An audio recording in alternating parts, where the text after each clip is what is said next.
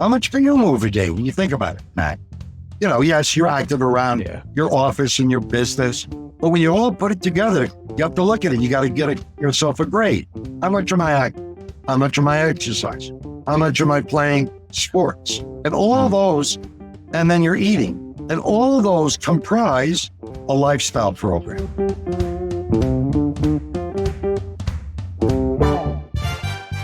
Welcome to Push to Be More with me, your host, Matt Edmondson.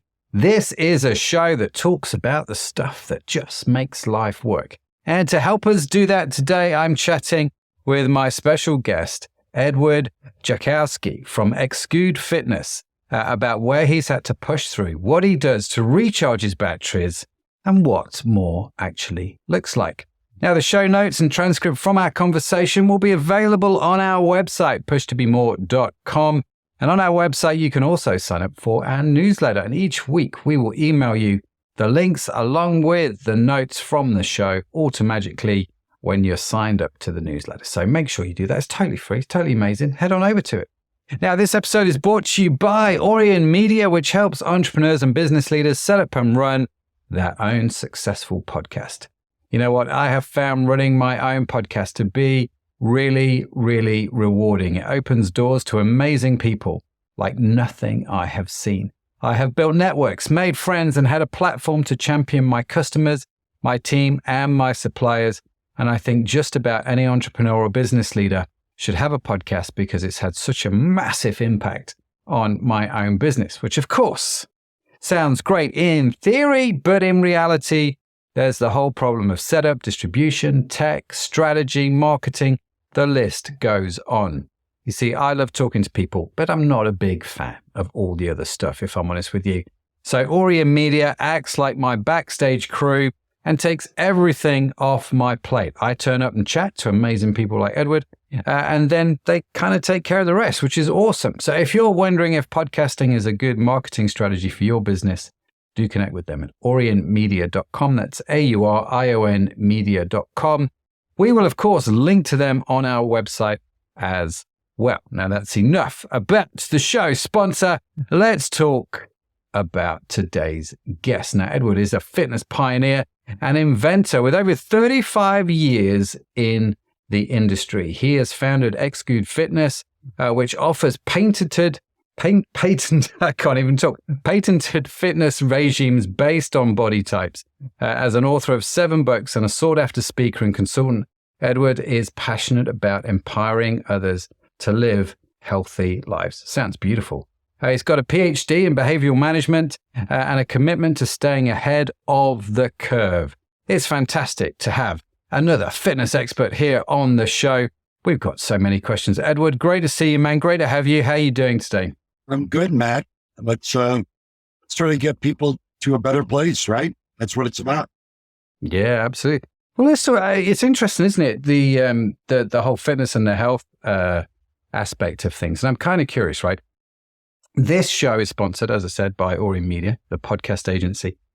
If you had a podcast and you could have any guest on your show, someone that's influenced your life, both either in the past or in the present, and you could interview them, who would be a guest on your show and why? Well, it would probably be a gentleman that was really a pioneer in the fitness world in the 50s and 60s, Jack Lloyd. A lot of people may or may not have heard of him, but real quickly, he was someone that had a daily television show for 30 minutes, where he got you moving and exercising with things at home. So you would follow along with simple things like touching your toes, doing a sit-up, doing a push-up, and making it part of your lifestyle. So, everyone wants the Z. I call it the Z in fitness. But no one wants to go A, B, B to C, D to E. Yeah. And that's one of the reasons why people fail in either their weight loss and or their fitness goals, because they don't have a plan. They're not thinking, oh my God, I have 2 weeks.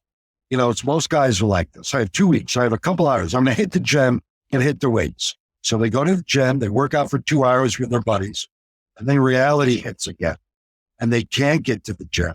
And so now they're taking a vacation and what we call a yo-yo exerciser, because whatever they were doing, they can't maintain. And if you can't maintain it, then you're not going to be fit. So the most important thing is to have a game plan. And that's what we do at Exude Fitness. We take a look at a snapshot of your lifestyle. How many days a week do you work? Do you commute? What's your medical background? What's your orthopedic background? Do you belong to a gym? Can you get to a gym? How far is that gym away from you? Should you be working out at home? So before the actual exercise is actually being done, that's the easy part. It's organizing yourself in a manner where, okay, I can't work out today at 3 because I have to pick up my children. I'm going to work out today at 10 o'clock as soon as I drop them off. So when you have a plan, you know exactly what to do, then you could be successful. And I don't care what it is, building strength, losing weight, increasing your flexibility, playing better golf, better tennis, whatever it is.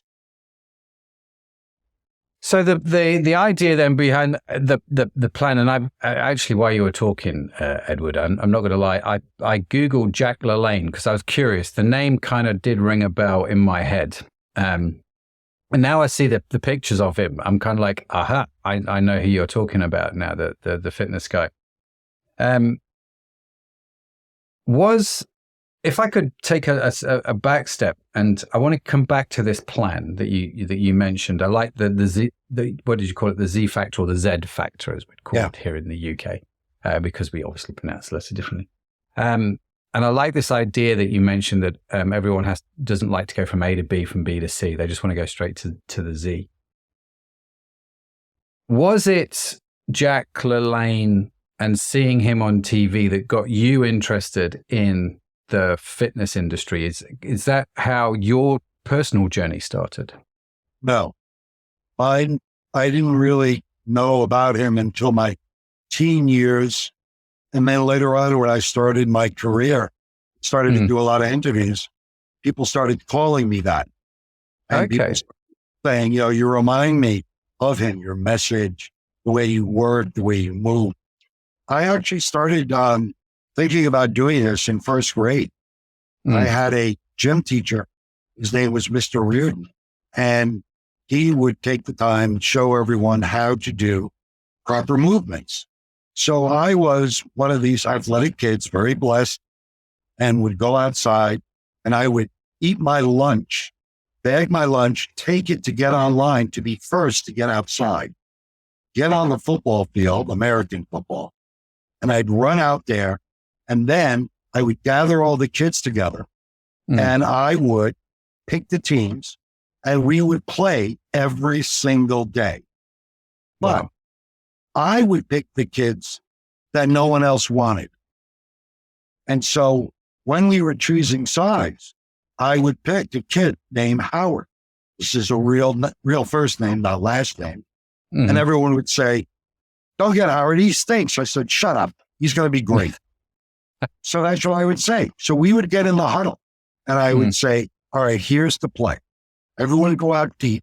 And Howard, you go 5 steps, turn around. I'm going to throw you the ball and focus and just catch the ball." And everyone in the huddle complained, no, tell you, we're going to lose. I go, "We're not going to lose." Hike, throwing the ball, I throw it to Howard. He misses it. We get back in the huddle. Same play. Throw it again. He misses it. We get back in the huddle. Same play. He catches it. So, curiously enough, I saw Howard's name on LinkedIn about 1.5 years ago. And I'm you know what? I'm going to just contact him. So I contact him and I go, "Hey, Howard, it's Edward Jackowski." I go, "Do you remember me?" He goes, "Remember you?" He goes, "You're the only kid that ever believed in me." Wow. That was 40 years later. Wow. So when I was being interviewed, I've been very blessed. I've been interviewed by who's who of the American media world. I was being interviewed by Barbara Walters. And she asked me that very first question: "How long have you been doing this?" And I go, "Since 5 years old." And she scoffs at it like, "Yeah, okay, 5. What do you mean?" Whatever. Yeah. And that's the story. I didn't know that was going to be my career path. Yeah. But that example of what I did with Howard, I carried that through every grade, my own sports. Mm-hmm. And then when I started the company, started to work with children because I already had 20 years of experience doing it. Yeah, so it was a natural fit for me. So what, I mean, that's a great story. And I love the fact you reached out to him on LinkedIn and he still remembers you. I mean, that talks about the extraordinary power of believing in somebody when somebody doesn't, right? But I'm kind of curious, Edward, what drove you to do that? Where did you learn that from? Did that come from your parents? Did that come from some grandparents? Or was that some magical power you kind of were injected with as a kid? What made you pick Howard? My parents. Right. My mother wouldn't let it. I'm one of 7 children. And we had this big house with lots of woods, no neighbors. And my mother would not let you in the house before dark. If you came to the door and knocked on the door, and my mother would say, "What is it?" "I want to go to the bathroom." "Go in the woods." Wow. So you learn to be active. You learn to play. You learn to do chores. You had to work. I had to rake leaves every day. I had to cut trees down every day. So my parents were all about being active. So that later on in life, when you want to be active, it's like a vegetable. If you put the vegetable in front of the kid, sooner or later, he's going to eat that broccoli. Now, today I love broccoli and I garden. It's one of my hobbies. My father taught me to garden at 9 years old. I've been keeping a garden since 9 years old. When I was away at college, I cut a deal with a landlord to let me have a little area to garden. Just and what do you like to garden? Do you grow your own food? Herbs and vegetables. Fantastic. So I also put gardens in for my clients. I show them how to put a garden in. It's part of the entire circuit, the wheel. Fitness is not about going to the gym. It's about how much you're sitting on your rear end, how much you're doing when you're moving. And so people think that because they're active, that could substitute for fitness, and it can't. So most people try to get more fit by becoming active. In reality, you can only become more active by becoming more fit. It's one of my Edwardisms. So as we get to know each other, this is what I try to teach. It's like, you got to move. You don't have to be hyper, but when you move, move. When you rest, rest. But you have to be productive. You know, when you think about what you do, how much people move during a day. I'm not talking about if they have a job that requires physical tools every day. I'm talking about non-physical people. How much can you move a day when you think about it, Matt? You know, yes, you're active around your office and your business, but when you all put it together, you have to look at it. You got to get yourself a grade. How much am I active? How much am I exercising? How much am I playing sports? And all those, and then you're eating. And all of those comprise a lifestyle program. And that's what people don't get. It's not just about one thing. If you eat poorly one day, exercise to counter that. If you're not going to be able to exercise that day, eat a little bit healthier and be conscious of it. People are not conscious of it. Yeah, to be honest with you, Edward, that's one of the things my wife says about me all the time. She says, you're just not conscious of what I eat, in the sense of if there's something out on the side of the house, or if there's, something in the refrigerator, like chocolate or something like that, I'm not consciously aware of the fact that I go to the I know I'm eating chocolate. I've just not thought about consciously how much of that I'm eating, what I've done the rest of the day. And it's something my wife has decided now that actually I need to learn this. So whenever she sees me just sort of doing that, she's pointing that out. Pay attention, log those calories, kind of thing. Because you're right. For me, I can very easily eat stuff and not really realize that I've eaten it. Your country and our country and the world today is so vastly, not just overweight, but out of shape. You don't have to be rickety thin. You don't have to be 10% body fat and lifted all these weights. But you should be able to do the basics, touch your toes. You should be able to do a couple sit-ups. You should be able to do 10, 15, 20 push-ups. You should be able to walk around and do an hour or two of gardening or activity or a sport and not have to rest a week and have ice everywhere all over your body. And we've gotten away with that. We've gotten away with that because of the accept me movement. You know, it's like, hey, if you don't love me, then that's okay. Okay, great. But, you know, we don't take that attitude with education, do we? If your kid comes home from school and they make fun of him because he failed an exam, what are you going to say? That's it. We're going to move to a neighborhood where kids accept that my kid is stupid. The kid's not stupid. You're stupid because as a parent, the reason why he's getting the F is that you're not making sure that he or she is doing his homework on a regular basis. The kid probably is bright, but every time he goes to school, he's told he's stupid. So when you go to school and someone says you're fat, comes home, and the kid says to his mother, why are you crying? Oh, they called me fat in school. This is what we've become. That's it. We're moving. We're going to find a neighborhood where the kids in the neighborhood are not going to call you fat. Good luck with that. Yeah.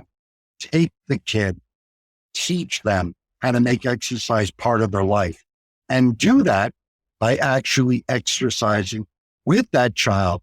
And now you have a fighting chance. And we are making all these excuses up. Oh, it's okay to be that way. No, it's not. We've taken away the empowerment of ourselves that we want to be better. And in every other field, it's okay to be better. But when it comes to fitness, it is now shunned upon that people, especially women, aren't even allowed to be better now, physically. Yeah, it's a really interesting point you make, Edward. And I think it's a very fascinating conversation to have with people, isn't it? Because a few years ago, back in 2014, I was quite overweight. And my kids at the time, my young boys, would take great delight in coming up to me and smacking me on my stomach, on my belly. And they would obviously see it wobble. And they affectionately called it my baggy belly. And I thought, it's when that started to happen, Edward, that I thought I really needed to do something about this. And so I started to take better care of my health. And we had a garage down at the bottom of our garden. And I don't know why I'm pointing to it because you can't see it, but it's there. It's behind that wall. Idea. Sure, Yeah. It's just behind that wall. And so we started to invest in, we turned the garage into a sort of a home gym. And we built it up, and we built it up over years. It's probably taken a good sort of 7 or 8 years to get it where we want it. And I remember at the start of lockdown, obviously this turned out to be a stroke of genius on my part because my boys basically spent all of lockdown in the gym. And so some of the best memories I have were that decision that I had when I made to work on my health and fitness with my boys when they were sort of in their early teenage years, their late teenage years. We were all in the gym, you know, doing stuff together. And I feel like now, looking back on it, I've imparted into them as their dad, you know, it's part of my duty to teach them how to live, how to take care of themselves physically, you know, and both, all my kids actually are pretty active in the gym. And I know that came from me. Had I have been quite sedentary and stayed where I was with my belly, I don't know if they would have ever learned that. Well, and also, you're going to have a longer career. You're going to look better, feel better, have more energy. You're going to be less lazy. And that's what people don't get. It's not about looking great. It's about feeling great. And putting on a pair of shorts and feeling good about yourself that's what it's about. And if you don't feel good about yourself, that's okay. Make steps towards it. And that's what we've given up. We've given up because we have accepted that, oh, don't make fun of that person. I'm not making fun of them. I don't need to make fun of them. If I hear one more celebrity talk about how happy they are at 5'6", 250 pounds, I think I'm going to throw up. They're not happy. You can't be happy looking and feeling like that. But don't tell the world that everyone else should look like you. That's the problem. It's I want to be a doctor, but I don't want to go to college. Yeah. I get your point, and I get the logic. I think I remember when I was I had a beauty business, Edward, and we sold products online. And part of that business was we had a salon, a treatment salon where people would come for beauty treatments. And I remember saying to the girls one day in the salon, I want you to get me every photograph. Let's just bring every single photograph that we have into the back office. Take all the posters off the wall, everything. I want to see everything. And we laid all the photos out, the magazines, the promotional stuff, which came from the beauty companies. And we laid them all out. And I said to the girls, I want you to find me every photograph that's authentic. So all the photos that have been photoshopped, that have been edited, let's pull those out. And do you know, not one photograph remained, not a single photo, because they'd all been airbrushed or photoshopped in some way. And so we have this problem, don't we, as a society? On one hand, we are promoting images through social media to people like my daughter, an image of beauty and of the ideal weight, which I think is unattainable because they have to Photoshop people to look like that. That's not how real people look. And so then, like you say, the pendulum has swung so far the other way, which says, well, in that case, just accept me as I am. And I don't, like you, I don't think it's about acceptance, but I do question the health of that, you know, and I question the health of both aspects of it. Like there's obviously health issues with obesity, but there's health issues with my teenage daughter looking at 3,000 unrealistic images of what society expects her to look like every day. But if you have, you know, a lot of people are confused about this. You can have, confidence about yourself and still have a poor self-image of yourself. Yeah. Mm-hmm. And we're confusing the two. You could be overweight and obese and feel confident in whatever you're doing. But that doesn't mean that you also have great self-esteem. It's the self-esteem that gets you into further trouble. Not the confidence you can build. You know, I built confidence with Howard. You know, it also helped the self-esteem. Yeah. Because it's like someone, not because you get catch, someone believes in me. Okay? Someone believes in me. He knows he's not, you know, the best at catching, but everyone else ignored him. And I was like, face your self-esteem, face your self-confidence. It's okay. And if you make a mistake, you're going to get up and do it again. And I'm going to be patient enough to guide you through that, Howard. And that's what we do with people. We give people the confidence that no matter where they are, they're going to be in a better place. And before you know it, it's magic. And I've been very fortunate to be able to do this for so long and not lose my energy or my attitude. And now we've reached the point where what I created is now reaching the medical community, Matt. That the patent that I created for my body types is now able to help type 2 diabetics with lowering their A1C numbers. And we're very proud of that because now I'm starting to revolutionize the way people are moving, not just for the way they look, but also from a health perspective at the same time. Yeah, that sounds awesome, man. That sounds awesome. So what do you do then, Edward? Let's take an example. Let's take someone like me, maybe 10 years ago, who walks into your office, overweight, pre-diabetic, sits around a lot every day, you know, has got an office job, sits in front of a computer. Life is big, got young kids. So, you know, life is just a lot happens, doesn't it? That sort of takes over life. Self-esteem is shot.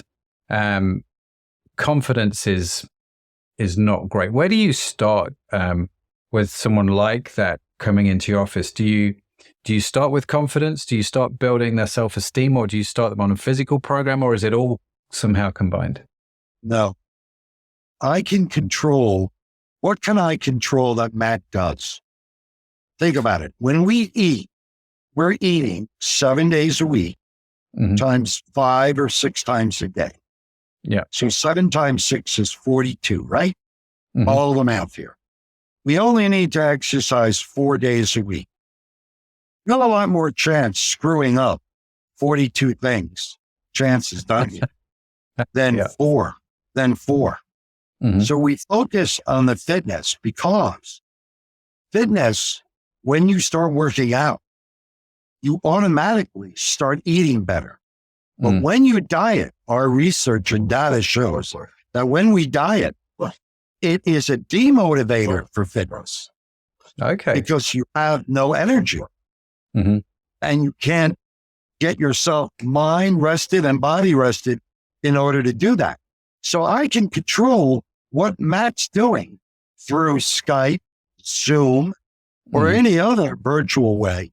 And I can control you and make an appointment with you once every other day and get you making this part of your lifestyle. Then once we do that, then we focus on your eating. And then we focus on putting it all together. Okay.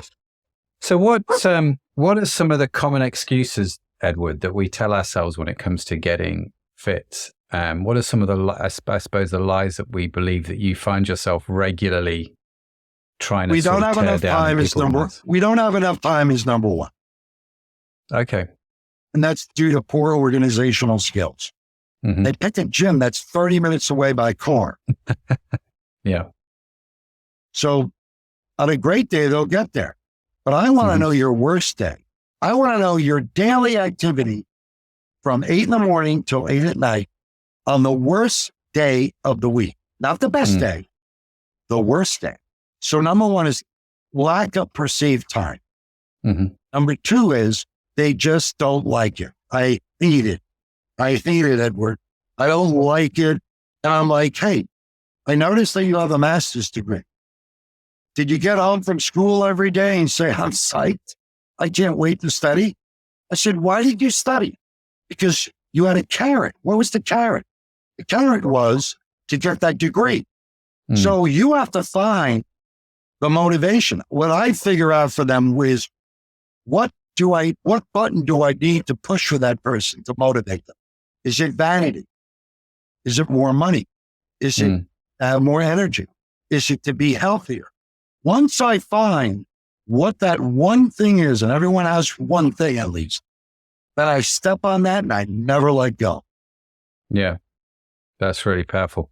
So how do you find then that one thing? Because I'm imagining people listening to this will be going, well, how do I know what my one thing is that's going to drive me? I give you a simple 1-page questionnaire. Your height, your weight, your activity level. Do you work out? Have you worked out? What's your body type? And then the last question is very simple. How important is it to you to feel your best? 1, the worst, 10 being the best. And everyone puts down 8, 9, or 10. I've never had. Interesting, isn't it? So I'm like, okay, you're already committed. You said you want to look your best. Great. Let's get through it. I don't judge it. I don't ask them why they put that down there. Who gives cares? I'm only interested in figuring out how to get them from A to B. I'm not into the head case. Well, this, that. You've tried other things. You failed. I know why you failed. If it worked, we wouldn't be talking. Yeah. I don't work on the past. I already know why you failed in the past. You were not consistent. And whenever you did work out, you were doing everything wrong. So you got discouraged. We have 30 days to motivate someone to make fitness part of their life. So where I'm fortunate, what my advantage over any of my competitor in the world is that I own the world's only patented workout program based on body types. My company is the only company in the world that studies the aesthetic effect of exercise to the human anatomy. Matt, most people do what they like when it comes to fitness, not what they. That's why you never see heavyset people jogging, because it's uncomfortable for them. And that's why you never see rail thin people lifting weights, because they're not good at it. So we do what we like, not what we need. At Exude, we give you what you need. You'll like it. When your stomach starts to get smaller, you're going to like the fact of what the sit-up does. You don't have to like the sit-up. You have to like what it does for you. Big difference. I don't care if you ever like it. I'm not interested in taking people and persuading them that fitness is the greatest thing in the world. Fitness is very difficult. Make no mistakes about it. It is extremely hard to do this on a regular basis for a long period of time. But the benefit has to outweigh the effort. And I call it the sweat equity ratio. How much time are you putting in and what are you getting back? So if you're a gal, for instance, and you're big bone and you want to get your thighs a little bit smaller, all of them are doing these spin classes, doing all these weights because they're good at it, Matt. But what they don't know is that it's making their legs bigger. So after a month of exercising, they internalize it. Oh, I tried that. It didn't work. No, you didn't. You're studying French and taking the final in Russian. You're just studying the wrong material. You're not working out properly in order to get the result of trimming down. See, I don't tell people their goal. They fill out the goal sheet. It says, do you want to increase or decrease size and where on your body? So when I get that questionnaire back, I'm not telling you have big thighs, Susan. You told me. I'm only telling you what to do to get them smaller. I'm not going to say your thighs are too big. If you want to get your thighs bigger, I'm all for it. If you want to get your thighs smaller, I'm all for it. But think about it logically. You can't exercise one way and get your legs smaller, exercise the same way, and get them bigger. You can't do it. I get the logic. Yeah. So I'm the guy that figured out the formula on how to get smaller when everyone else was trying to figure out how to get bigger. Right. That's the niche I own. And no one's even close to us. We're at the top of the pyramid. And I earned that. No one gave me that, Matt. Oh, I swear, hard work, isn't it? Hard work pays off, right? So so what do you, I'm curious, what's your exercise regime look like? How do you fill your tank, recharge your batteries? What do you like to do? I'm gardening 1 to 2 hours per day in between my work. Oh, wow. I have a 9-year-old boy and a 15 and 16-year-old boy. So I work out with them. I play sports with them. I coach their sports team. So between that and working out and then my own regimen, 2 or 3 days a week, I jump rope, I do some push-ups, I do some light weights, and I do flexibility. But I'm consistent. Yeah. Consistency is the key, right? Yeah, that's it. I don't need to run a 4-minute mile. No, it's not functional. You know what, Edward? Listening to you talk, it's funny because I have a 19-year-old son who is, he's quite strong. Let's just put it that way. I think he benches, at the moment, his bench press is 125 kilos. I don't know what that is in pounds. It's maybe 102 260, 270 pounds, somewhere around there. It's a good amount of weight. It's a fair weight, right? And part of me is really proud of him because you go, son, you're nice and strong. And I don't know if you're like this with your kids, Edward, but the other part of me is like, oh, I'm not having that. I'm just too competitive. I now have to figure out how to lift.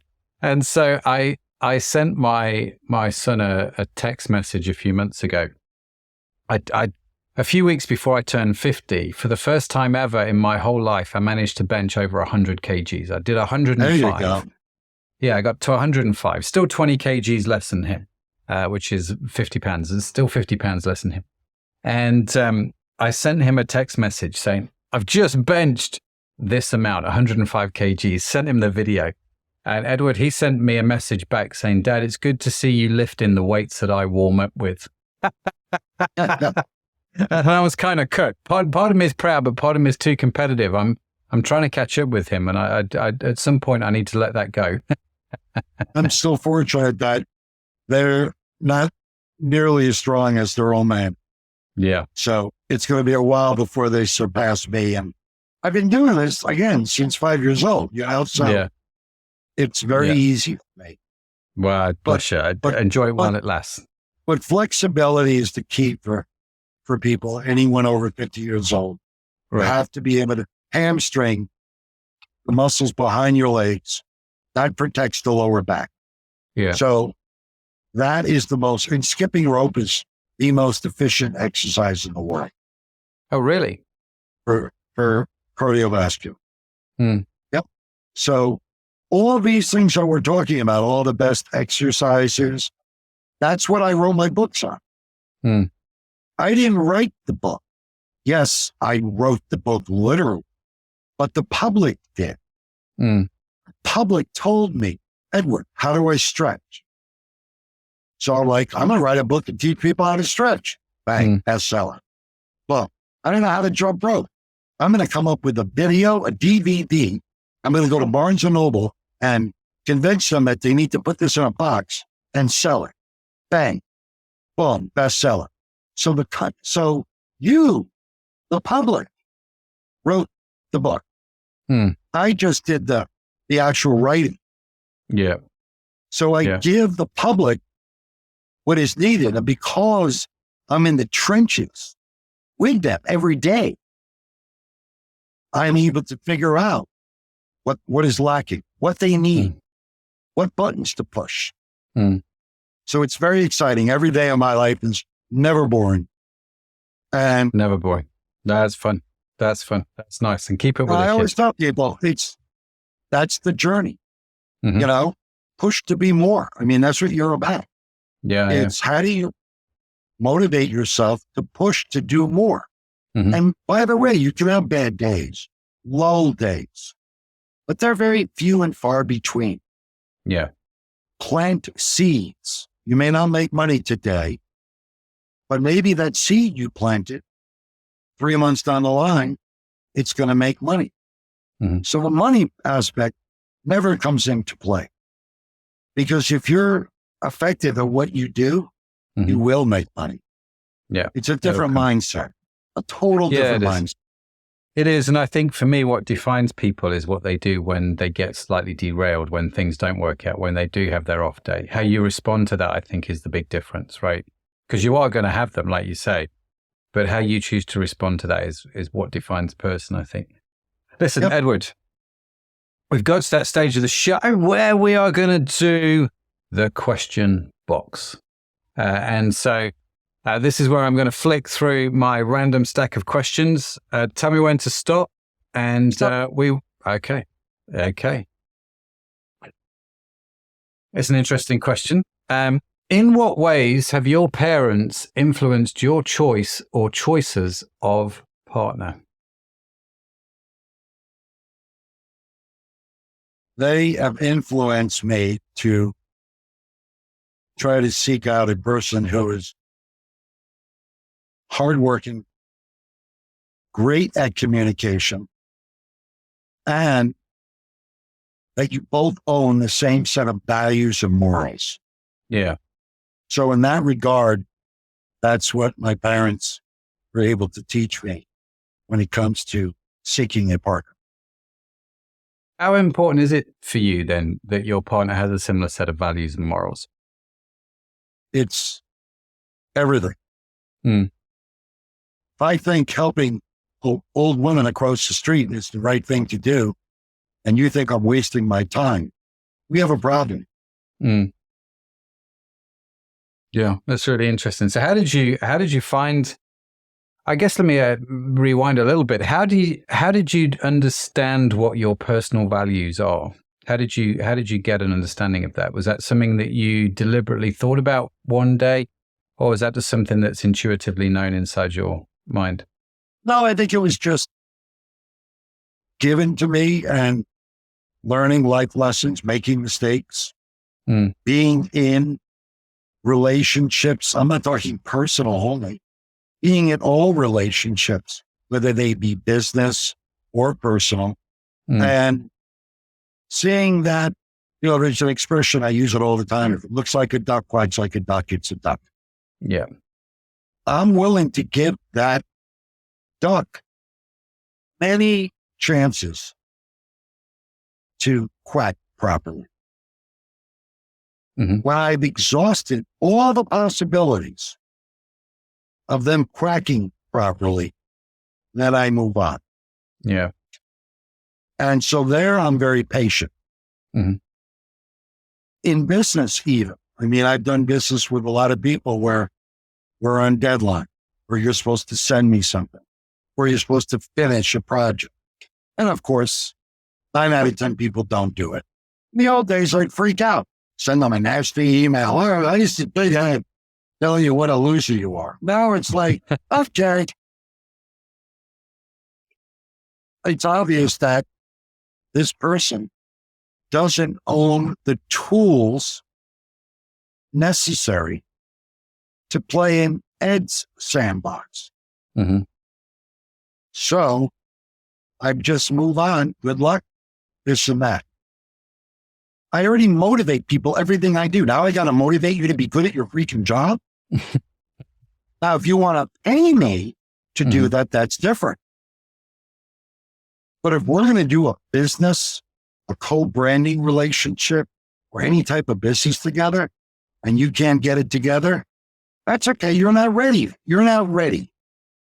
When you're ready, let me know. Yeah. And so I'm much more, not forgiving. I'm just smarter in not allowing that to get me off course. Because I'm allowing you to get me off course, but it's not you, it's me.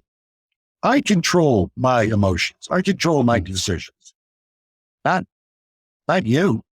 So I'm not going to get mad at you. I'm not going to write you a nasty email that you can't even make a deadline on time. I'm going to find someone else to play in my sandbox. That's all. Fair enough. Yep. Fair enough. What does the future then look like for you, Edward? What's the plans over the next few years with Exude Fitness? What does more look like for you?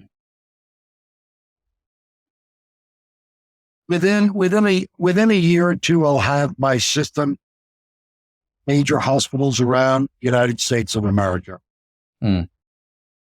where it will be the therapy to treating diabetes. Fantastic. That's my goal, is to revolutionize the industry, and I'm going to. I'm on my way already. Well done. That's awesome. It's a good thing to revolutionize, because there's a lot of diabetes around. So exactly. I figure we all need the help. We all need the help we can get, really. Edward, listen, it's been great talking to you, man. Really appreciate your time. How do people reach you? How do they connect with you if they want to do that? What's the best way? Well, they go to our website, of course, www.exude.com. And we have a contact sheet there, and you can look up. You have a lot of free information based upon whatever you're looking for, anywhere from corporate wellness to one-on-one, to strengthening, to weight loss, to cancer, to whatever. How do you get to a better place? We do virtual fitness around the world. We've been doing it for 20 years. When COVID hit, we never missed a beat. I had started virtual fitness 20 years ago, Mac. Wow. Before the internet even started, we were doing virtual fitness through the phone. Wow. I would mail you a medical form. I would have you take a Polaroid of your body. Mm-hmm. You would mail it back. We would schedule a call. I would walk you through what to do, then send you my books or DVDs, and then design a program through the phone. That's how far ahead of the times we were. Fantastic. Well, you were right then for COVID. Jeez. Yeah. It's a natural segue over, So, Yeah, totally. That's really it. So now I'm able to, help, I'm not going to say help mankind, help people get to a better place. There's no reason to be limited to what you can do physically. You just don't own the knowledge. You don't know that a stationary bike doesn't put stress on your knees. You can't walk because you're too heavy. So the doctor says, well, Bob, seriously, you got to start walking. So they walk. They walk at such a slow pace they can't get their heart rate up without putting undue stress to their knee joint. Enter Edward, enter Exude. Oh, let me get you a recumbent bicycle. That's a bike that you sit in where the angle is proper so that even with your bad knee, it's not going to put stress on the knee joint. Yeah. Now I can get you to pedal, do aerobic exercise, start losing weight, problem solved. Done. It's really that simple. Yeah. No, fantastic. Well, Edward, I've thoroughly enjoyed the conversation and really appreciate you coming onto the show, man, and being so forthright. And I'm really intrigued by what you're going to be doing with the with the hospitals and the diabetes. That sounds awesome. Sounds like something fantastic to get behind. So thanks for coming on and sharing and motivating us all a little bit. Really appreciate it. Hey, it was a great time to spend with you, Matt. I appreciate you taking the time out, and understanding how important this is. And thank you. Appreciate it. No, it's great. Appreciate it. Listen, thank you. Thanks to Edward for joining me today. Also, a big shout out to today's show sponsor, Orion Media. If you're wondering if podcasting is a good marketing strategy for your business, do connect with them at orionmedia.com. That's AURION media.com. We will, of course, link to them and to Edward's website, exude.com, in the show notes. If you've got that, great. If not, head over to the website, sign up to the newsletter, and get it direct to your inbox at pushtobemore.com. Now, be sure to follow the Push to Be More podcast wherever you get your podcasts from, because we've got yet more great conversations lined up, and I don't want you to miss any of them. And in case no one has told you yet today, you are awesome. Yes, you are. Created awesome. It's just a burden you have to bear. Edward has to bear it. I've got to bear it. And you've got to bear it as well. Now, Push to Be More is produced by Orion Media. You can find our entire archive of episodes on your favorite podcast app. The team that makes this show possible is Sadaf Bainon, Estella Robin, and Tanya Hertzalak. Our theme song was written by Josh Edmondson. And as I mentioned, if you would like to read the transcript or show notes, head over to the website, pushtobemore.com. That's it from me. That's it from Edward. Thank you so much for joining us. Have a fantastic week wherever you are in the world. I'll see you next time. Bye for now.